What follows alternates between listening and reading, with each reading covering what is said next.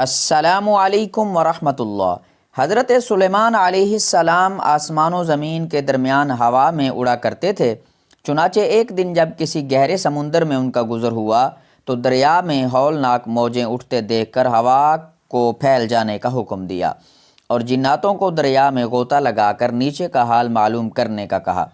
جب حضرت سلیمان علیہ السلام کے حکم سے جنوں نے دریا میں غوطہ لگایا تو اس میں موتی کا ایک ایسا چمکدار قبہ دیکھا جس میں کوئی دروازہ نہ تھا۔ حضرت سلیمان علیہ السلام کو اس کی خبر دی گئی تو انہوں نے اس قبہ کو سمندر سے لانے کا حکم فرمایا۔ چنانچہ جنات نے اس کو سمندر سے نکال کر حضرت سلیمان علیہ السلام کے سامنے پیش کیا، جس کو دیکھ کر انہیں بہت تعجب ہوا اور اللہ تعالیٰ سے دعا کی، جس سے وہ قبہ شق ہوا اور اس کا دروازہ کھل گیا۔ تو حضرت سلیمان علیہ السلام نے دیکھا کہ اس میں ایک نوجوان اللہ تبارک و تعالیٰ کے سامنے سجدہ میں مشغول ہے۔ تو حضرت سلیمان علیہ السلام نے اس سے دریافت کیا کہ تم فرشتے ہو یا جن؟ تو اس نوجوان نے جواب دیا کہ میں انسان کی جن سے ہوں۔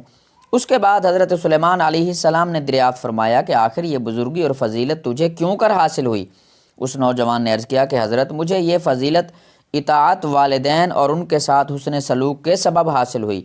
میں اپنی ضعیف والدہ کو اپنی پشت پر لادے رہتا تھا اور ان کی دعا تھی کہ اے میرے معبود، تو اس کو سعادت عطا فرما کر میرے مرنے کے بعد اس کا مقام ایسی جگہ میں متعین فرما جو نہ آسمان میں ہو جو نہ زمین میں ہو۔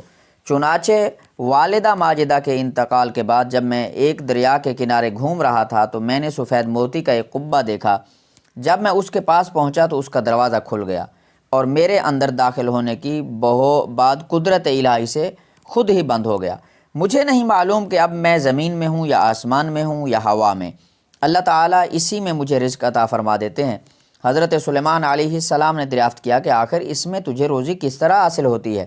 اس نے کہا جب میں بھوکا ہوتا ہوں تو پتھر سے ایک درخت پیدا ہوتا ہے اور اس درخت سے پھل جس میں دودھ سے زیادہ سفید، شہد سے زیادہ میٹھا اور برف سے زیادہ ٹھنڈا پانی نکلتا ہے، جس کو میں کھا پی لیتا ہوں اور میرے سیراب ہو جانے پر خود ہی وہ درخت غائب ہو جاتا ہے۔ اس کے بعد حضرت سلیمان علیہ السلام نے دریافت فرمایا آخر تم اس قبہ میں دن اور رات میں کیوں کر امتیاز کرتے ہو؟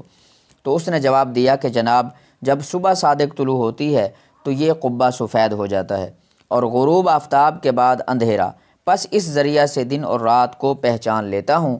اس کے بعد حضرت سلیمان علیہ السلام کی دعا سے وہ قبہ دریا کی گہرائی میں اپنے مقام کی طرف لوٹ گیا۔ حاصل یہ ہے اس حکایت سے معلوم ہوا کہ ماں باپ کی خدمت کس قدر عظمت والا کام ہے۔ بے شک جو والدین کی خدمت کرتا ہے وہ اپنی دنیا بھی اچھی کرتا ہے اور آخرت بھی۔ اللہ تعالی ہم سب کو اپنے والدین کی صحیح خدمت کرنے کی توفیق عطا فرمائے، آمین یا رب العالمین۔